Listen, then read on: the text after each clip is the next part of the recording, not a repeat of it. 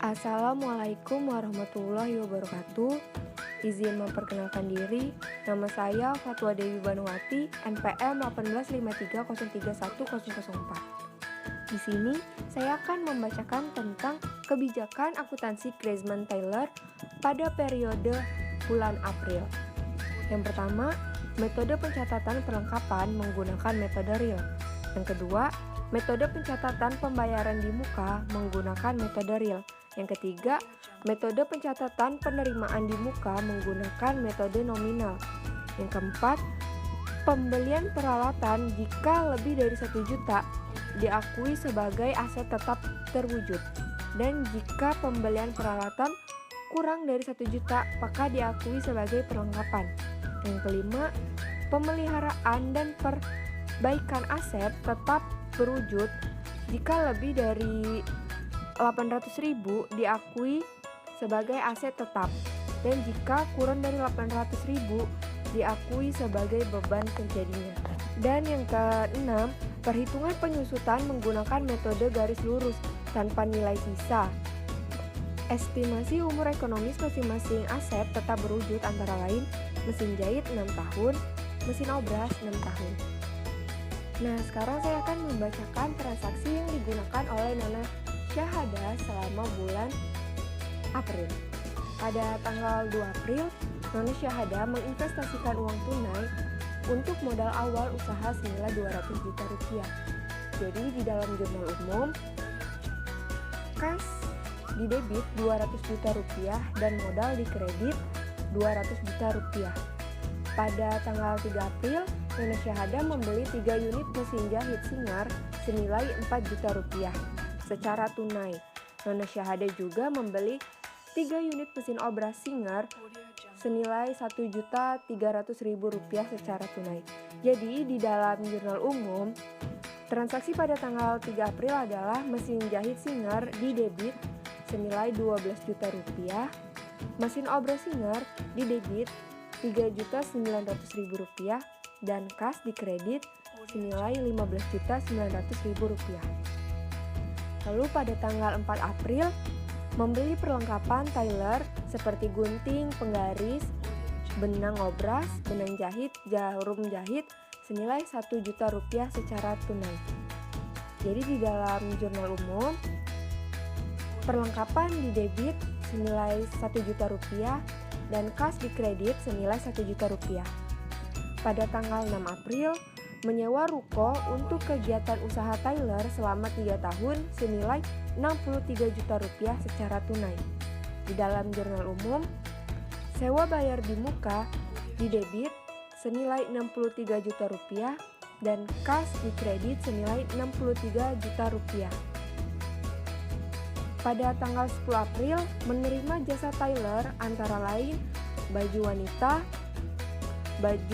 dengan furing, baju pria tanpa furing, baju pria dengan furing, celana wanita, celana pria, vermak, baju wanita atau pria. Jadi, di dalam jurnal umum, kas di debit Rp605.000, piutang di debit Rp580.000, dan pendapatan di kredit senilai Rp1.185.000. Lalu, pada transaksi pada tanggal 12 April, menerima jasa Taylor antara lain baju wanita dengan furing, baju pria tanpa furing, baju pria dengan furing, celana wanita, celana pria, dan vermak baju wanita atau pria. Jadi di dalam jurnal umum, kas di debit Rp700.000, pendapatan di kredit Rp700.000. Lalu pada tanggal 13 April, membayar beban utilitas senilai Rp1.500.000 secara tunai. Di dalam jurnal umumnya, beban utilitas di debit Rp1.500.000 dan kas di kredit Rp1.500.000. Pada tanggal 15 April, menerima pelunasan atas transaksi tanggal 10 atas jasa jahit baju wanita tanpa furing 1 potong. Jadi, di dalam jurnal umum, kas di debit senilai Rp160.000 dan piutang dikredit Rp160.000. Lalu transaksi pada tanggal 17 April menerima pelunasan atas transaksi tanggal 10 atas jasa jahit baju pria dengan furing 2 potong. Jadi di dalam jurnal umum, kas didebit Rp280.000 dan piutang dikredit Rp280.000. Lalu transaksi pada tanggal 18 April membeli perlengkapan tailor seperti benang jahit, benang obras sebesar Rp500.000 secara tunai. Jadi di dalam jurnal umum, perlengkapan didebit Rp500.000 dan kas dikredit Rp500.000. Transaksi pada tanggal 20 April menerima pelunasan atas transaksi tanggal 10 atas jahit baju pria dengan furing 1 potong. Jadi di dalam jurnal umum, kas didebit Rp140.000 dan piutang dikredit Rp140.000. Transaksi pada tanggal 21 April menerima jasa tailor antara lain baju wanita dengan furing, baju pria tanpa furing, baju pria dengan furing, celana wanita, celana pria, dan vermak baju wanita atau pria. Jadi pada jurnal umum, kas didebit Rp1.155.000, piutang didebit Rp650.000, dan pendapatan dikredit Rp1.805.000. Lalu pada tanggal 24 April menerima pelunasan atas transaksi tanggal 21 atas jahit baju wanita tanpa furing 2 potong. Jadi di dalam jurnal umum, kas didebit Rp320.000 dan piutang dikredit Rp320.000. Lalu transaksi pada tanggal 25 April membayar gaji 2 karyawan senilai Rp3.250.000 secara tunai. Jadi di dalam jurnal umum, beban gaji didebit Rp6.500.000 dan kas dikredit Rp6.500.000.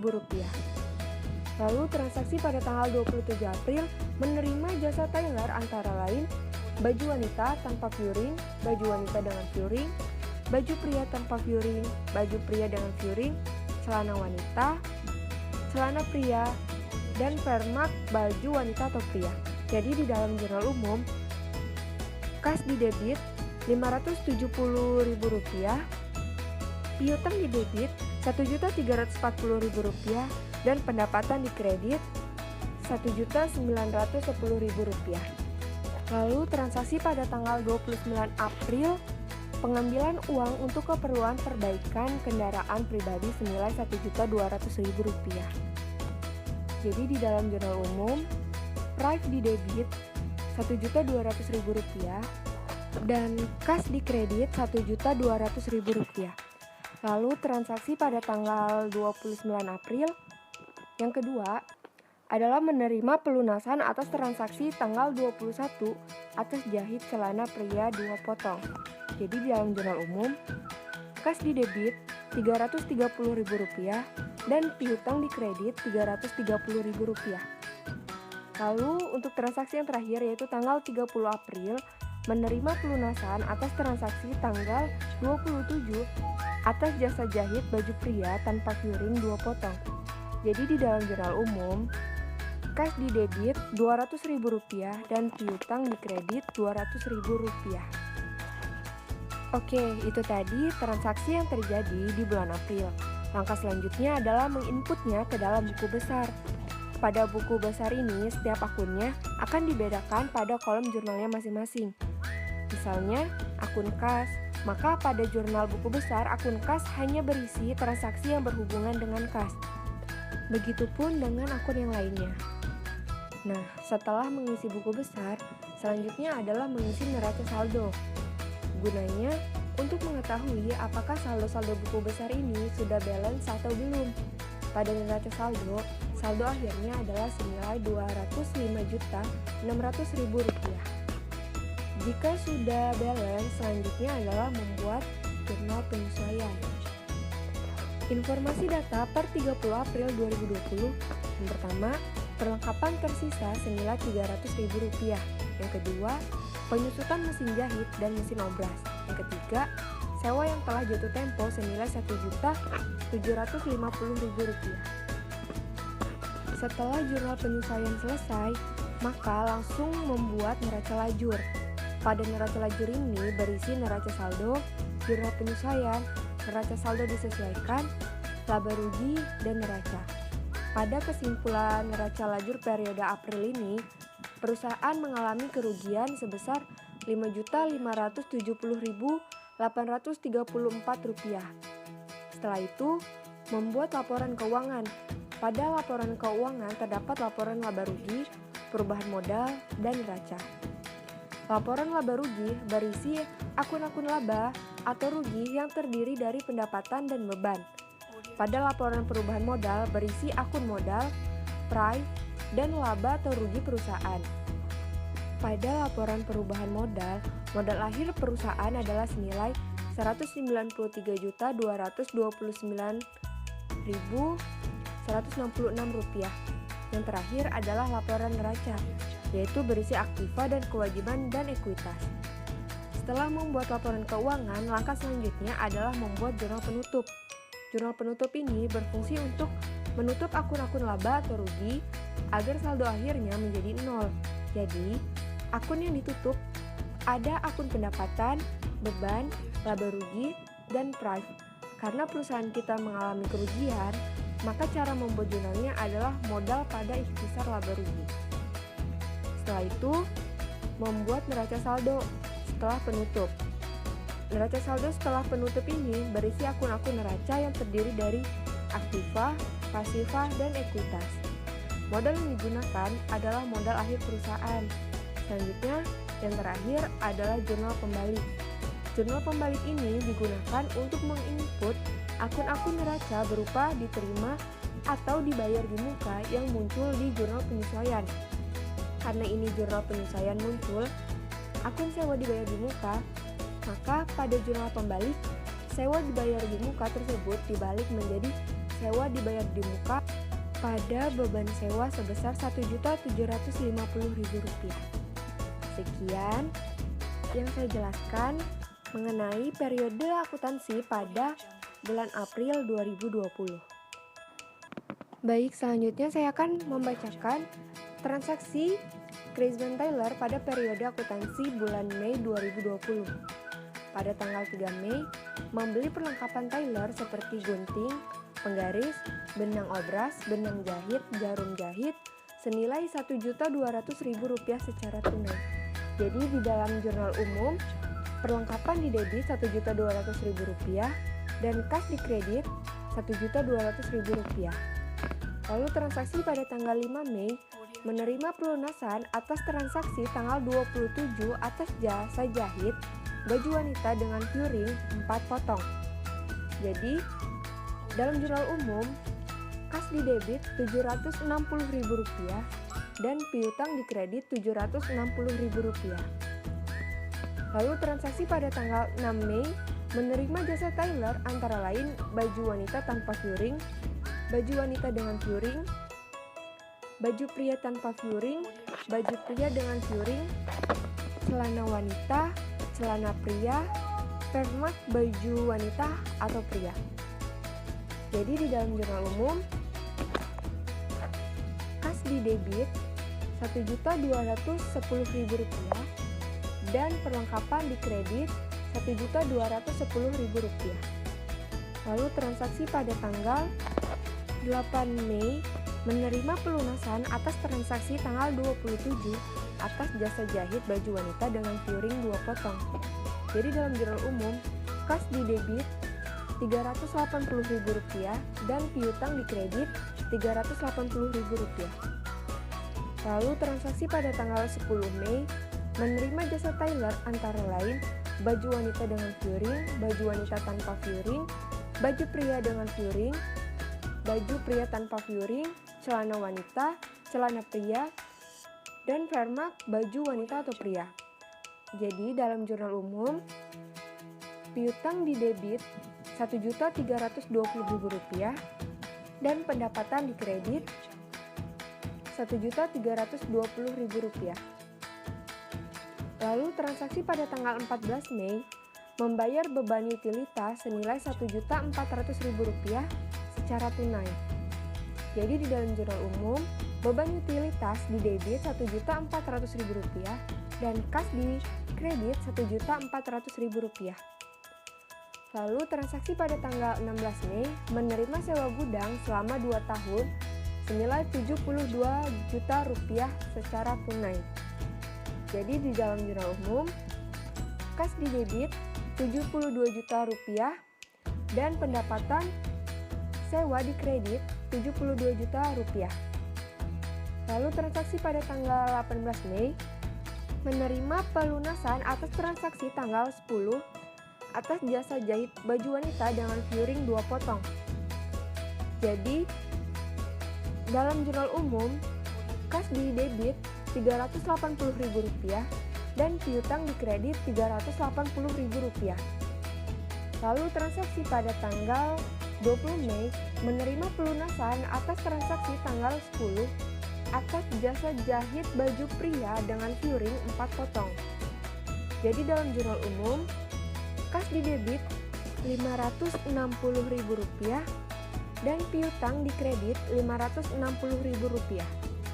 Lalu transaksi pada tanggal 21 Mei membeli perlengkapan tailor seperti benang jahit, benang obras sebesar Rp700.000 secara tunai. Jadi dalam jurnal umum, perlengkapan di debit Rp700.000 dan kas di kredit Rp700.000. Lalu transaksi pada tanggal 22 Mei menerima pelunasan atas transaksi tanggal 10 atas jasa jahit baju wanita dengan fioring 2 potong. Jadi di dalam jurnal umum, kas di debit Rp380.000 dan piutang di kredit Rp380.000. Lalu transaksi pada tanggal 23 Mei menerima jasa tailor antara lain baju wanita tanpa fioring, baju wanita dengan fioring, baju pria tanpa fioring, baju pria dengan fioring, celana wanita, celana pria, dan vermak baju wanita atau pria. Jadi di dalam jurnal umum, kas di debit Rp915.000 dan pendapatan di kredit Rp915.000. Lalu transaksi pada tanggal 25 Mei membayar gaji 2 karyawan senilai Rp3.250.000 secara tunai. Jadi di dalam jurnal umum, beban gaji di debit Rp6.500.000 dan kas di kredit Rp6.500.000. Lalu transaksi pada tanggal 26 Mei menerima jasa tailor antara lain baju wanita tanpa fioring, baju wanita dengan fioring, baju pria tanpa fioring, baju pria dengan fioring, celana wanita, celana pria, dan vermak baju wanita atau pria.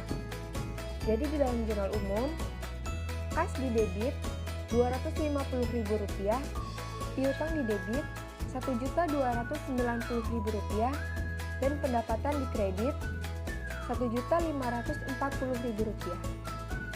Lalu transaksi pada tanggal 27 Mei pengambilan uang untuk keperluan pribadi senilai Rp1.300.000. Jadi di dalam jurnal umum, price di debit Rp1.300.000 dan kas di kredit Rp1.300.000. Lalu untuk transaksi yang terakhir yaitu tanggal 30 Mei menerima pelunasan atas transaksi tanggal 26 atas jasa jahit baju pria dengan fioring 1 potong. Jadi di dalam jurnal umum, kas di debit Rp140.000 dan piutang di kredit Rp140.000.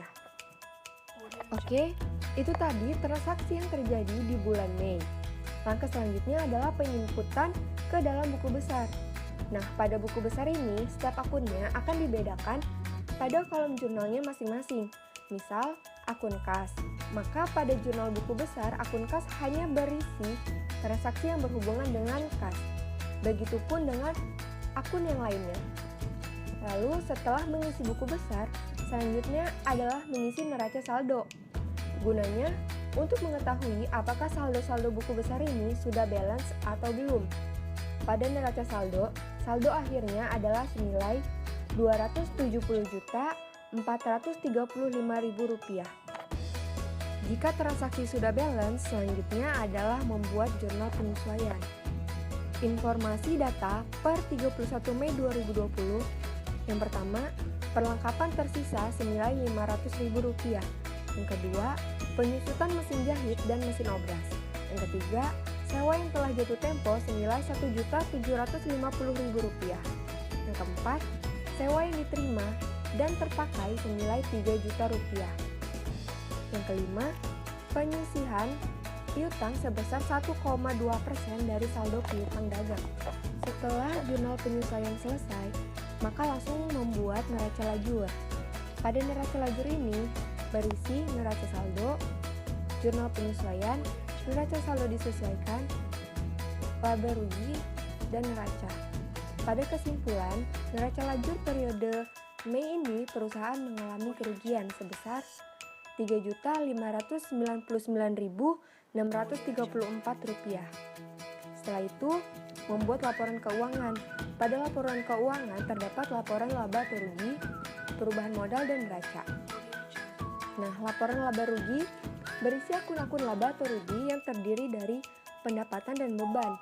Pada laporan perubahan modal berisi akun modal, price, dan laba atau rugi perusahaan.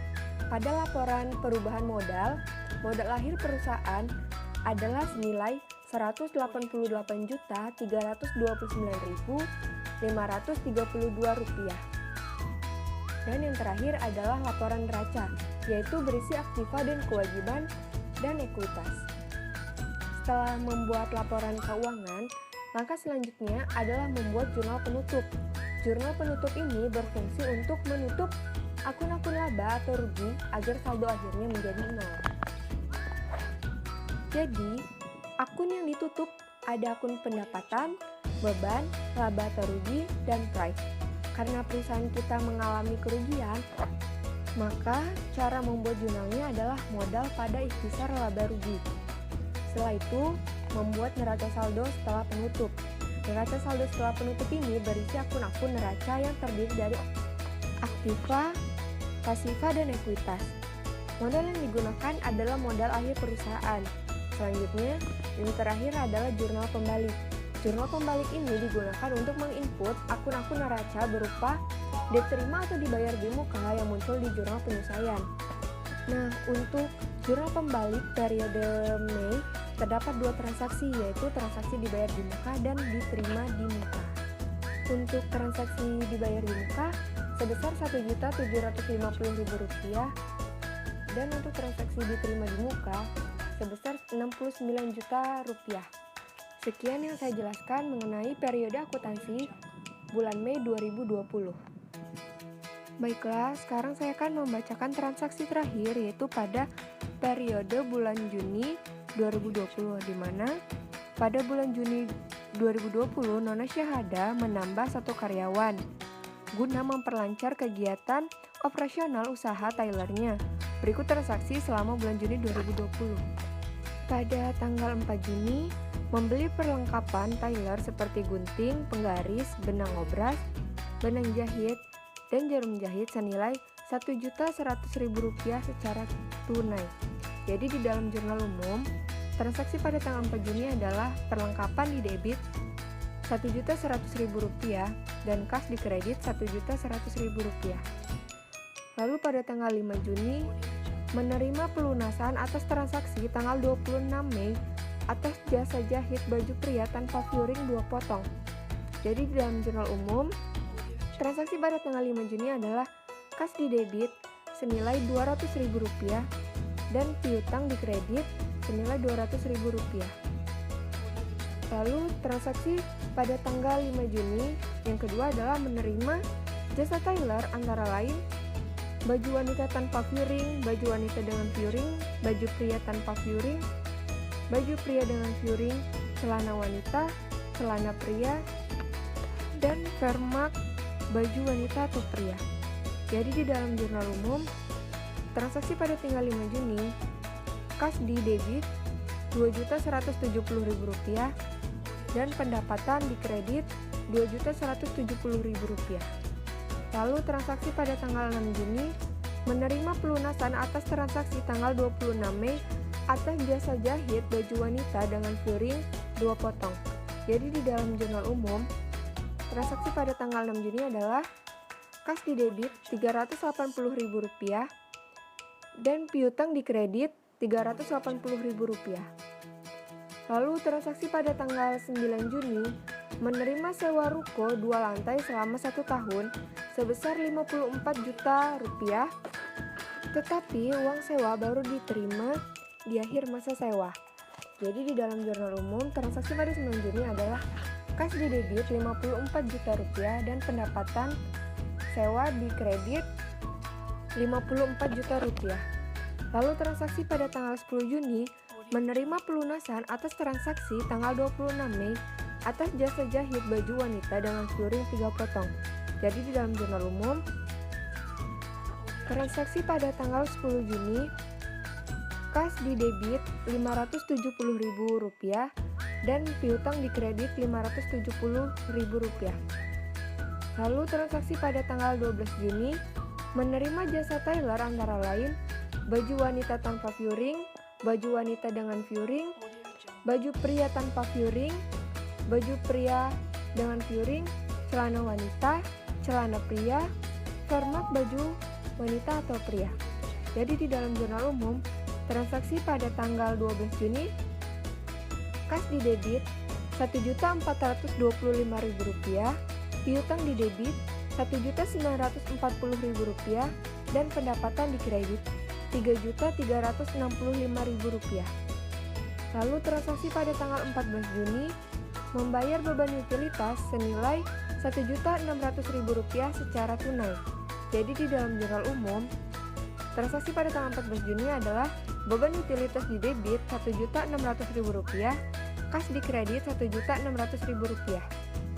Lalu transaksi pada tanggal 16 Juni meminjam uang di Bank Nusa senilai Rp50 juta selama 3 tahun, bunga 12,5% per tahun, dibayar setiap tanggal 5 dan pembayaran dimulai awal bulan Juli 2020.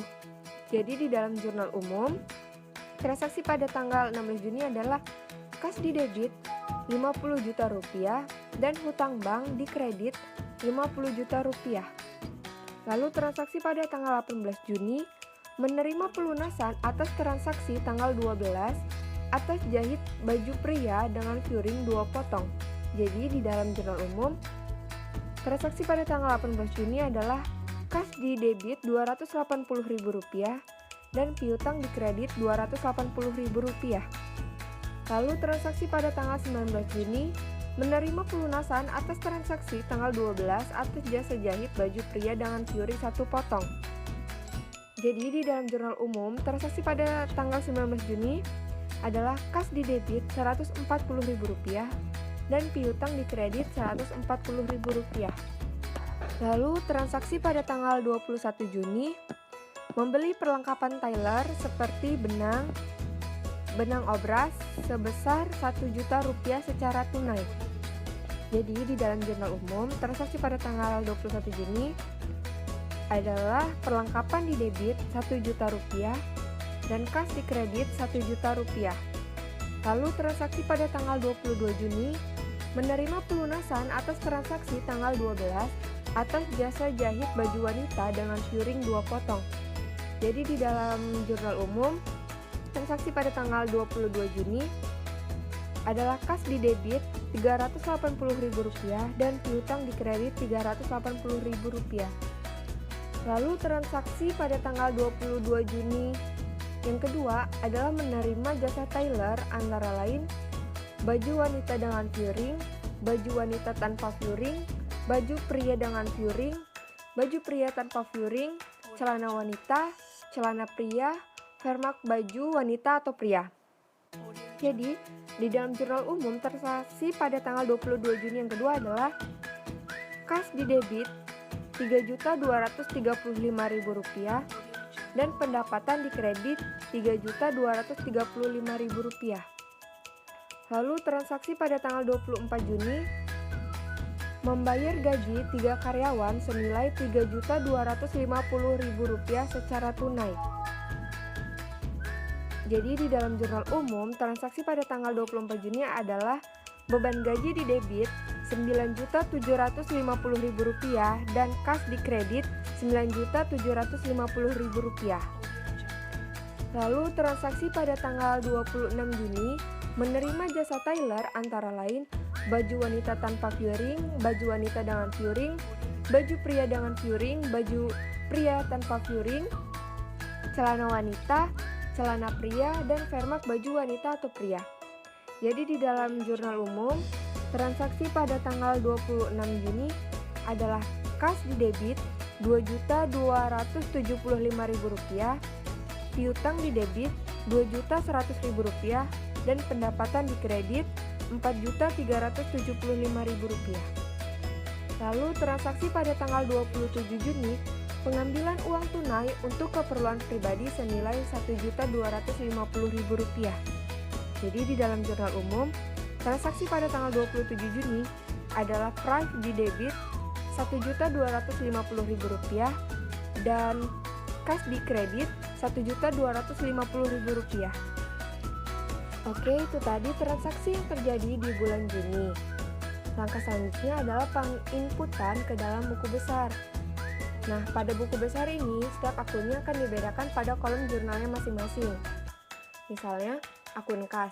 Pada jurnal buku besar, akun kas hanya berisi transaksi yang berhubungan dengan kas. Begitupun dengan akun yang lainnya. Setelah mengisi buku besar, selanjutnya adalah mengisi neraca saldo. Gunanya untuk mengetahui apakah saldo-saldo buku besar ini sudah balance atau belum. Pada neraca saldo, saldo akhirnya adalah senilai Rp374.930.000. Nah, jika sudah balance, selanjutnya adalah membuat jurnal penyesuaian. Informasi data per 30 Juni 2020 adalah yang pertama, perlengkapan tersisa senilai Rp900.000. Yang kedua, penyusutan mesin jahit, mesin obras, dan AC dengan estimasi umur ekonomi sebesar 6 tahun. Yang ketiga, sewa yang telah jatuh tempo senilai Rp1.750.000. Yang keempat, sewa yang diterima dan terpakai senilai Rp3 juta. Dan yang kelima, penyisihan piutang sebesar 1,25% dari saldo piutang dagang. Setelah jurnal penyesuaian selesai, maka langsung membuat neraca lajur. Pada neraca lajur ini berisi neraca saldo, jurnal penyesuaian, neraca saldo disesuaikan, laba atau rugi, dan neraca. Pada kesimpulan neraca lajur periode Juni ini, perusahaan mendapatkan laba sebesar Rp995.361. Setelah itu, membuat laporan keuangan.